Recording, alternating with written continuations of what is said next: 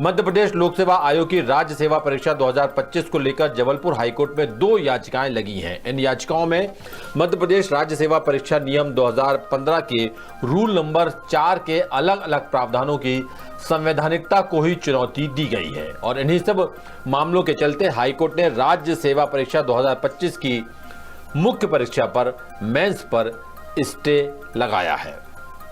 अब जब भर्ती नियम पर ही स्टे है तो उम्मीदवारों को चिंता है कि आखिर मेंस वक्त पर होगी भी या नहीं। दूसरी तरफ अब इस मामले की अगली सुनवाई 6 मई को यानी मंगलवार को होनी है। ऐसे में सबकी निगाहें इस बात पर है कि आखिर इस सुनवाई में मध्य प्रदेश सरकार हाईकोर्ट में क्या रिप्लाई देगी, क्या जवाब देगी। मध्य प्रदेश सरकार तो मंगलवार 6 मई को अपना जवाब दाखिल करेगी, लेकिन उसके पहले ही द सूत्र आपको बताने जा रहा है कि आखिर सरकार हाईकोर्ट में क्या जवाब दाखिल कर सकती है। क्या होगा वो जवाब, बता रहे हैं इंदौर से हमारे विशेष संवाददाता संजय गुप्ता।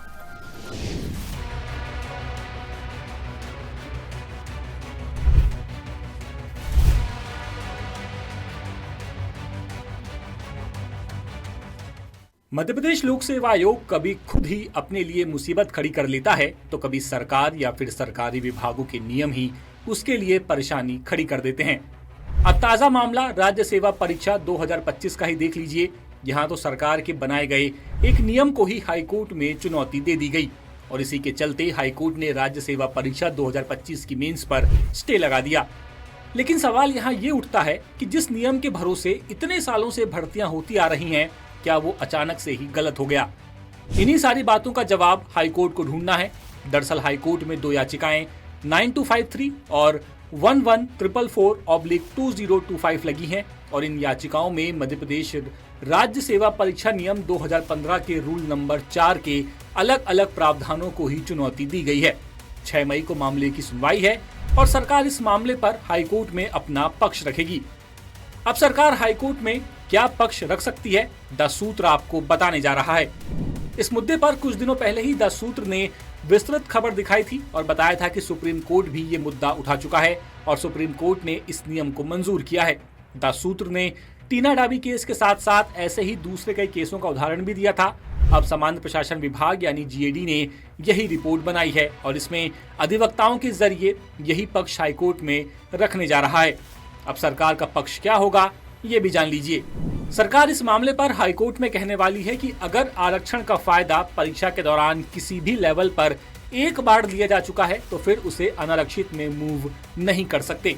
जीएडी अधिकारियों ने द सूत्र को इसकी पुष्टि की है और कहा है कि सुप्रीम कोर्ट में चले अलग अलग केस की जानकारी भी सरकार हाईकोर्ट में पेश करेगी।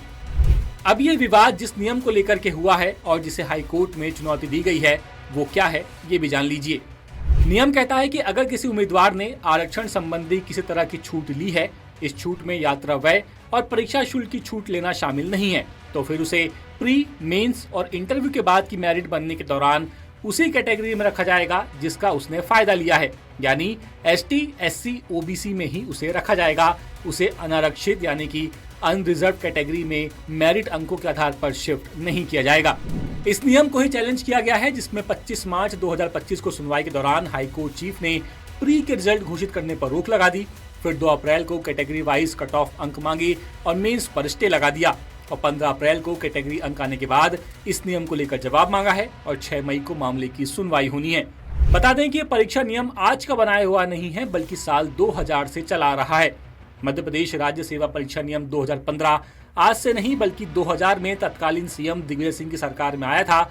तब यह नियम बना था कि आरक्षित वर्ग को कई तरह की छूट दी जाती है। ऐसे में अगर एक आरक्षित वर्ग का उम्मीदवार उम्र या फिर कट ऑफ जैसी छूट भी लेता है तो फिर उसे मेरिट में अंकों के आधार पर अनारक्षित में नहीं जाना चाहिए, उसी वर्ग में रहना चाहिए जिसका उसने फायदा लिया है। इसी नियम के आधार पर हमेशा से भर्ती चली आ रही है। यूपीएससी की टॉपर टीना डाबी का केस भी ऐसा ही था। टीना डाबी ने यूपीएससी 2015 में टॉप किया, लेकिन उन्हें इसके बाद भी एससी कैटेगरी की सीट मिली, अनारक्षित में नहीं शिफ्ट किया गया। वजह थी कि प्री 2015 के लिए अनारक्षित का कट ऑफ 107 था और एससी के लिए 94। टीना डाबी को प्री में 96.66% नंबर मिले और वो एससी कैटेगरी के कट ऑफ अंक के साथ मेंस के लिए पास हुई। हालांकि वो मेंस में सबसे ज्यादा नंबर हासिल कर टॉपर बनी। उनके मेंस में कुल 2025 नंबरों में से 1063 नंबर आए, लेकिन एससी कैटेगरी के तहत प्री में कट ऑफ छूट लेने की वजह से वो अनारक्षित में शिफ्ट नहीं हुई और उन्हें अपना होम टाउन भी नहीं मिला। डीपी बनाम भारत सरकार का भी ऐसा ही केस है। उन्होंने भी ओबीसी से अनारक्षित में जाने की मांग की थी, लेकिन सुप्रीम कोर्ट ने साफ कहा कि उन्होंने ओबीसी छूट का लाभ लिया है, इसीलिए वो अनारक्षित में नहीं जा सकती। जितेंद्र सिंह बनाम भारत सरकार केस में भी यही बात उठी और साल 2010 में सुप्रीम कोर्ट ने इस केस में भी यही कहा कि अगर आरक्षित वर्ग की कोई छूट ली है तो फिर अनारक्षित में शिफ्ट नहीं कर सकते।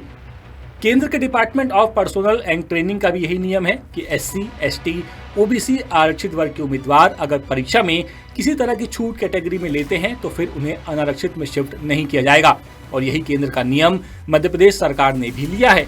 वहीं हाईकोर्ट में लगी याचिका में परीक्षा नियम 2015 को ही चुनौती दी गई है और इसे खारिज करने की मांग उठी है। साथ ही नवंबर 2000 के गजट नोटिफिकेशन को भी खारिज करने की मांग की गई है। यही नहीं, राज्य सेवा परीक्षा 2025 के लिए जारी नोटिफिकेशन जिसमें इस नियम यानी कि 2015 का हवाला दिया गया है, उसे ही रद्द करने की मांग की गई है। यानी अगर हाईकोर्ट इन नियमों को रद्द करता है तो सबसे बड़ा सवाल यही है कि क्या सारी भर्तियों पर इनका असर होगा या फिर सिर्फ इसी भर्ती पर।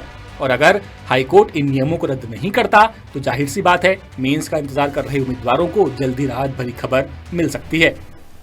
लेटेस्ट, इन्वेस्टिगेटिव और इन डेप्थ खबरें देखने के लिए ज्वाइन कीजिए द सूत्र का व्हाट्सएप चैनल, सब्सक्राइब कीजिए यूट्यूब चैनल, लाइक कीजिए फेसबुक पेज और पढ़ते रहिए वेबसाइट www.dasudr.com।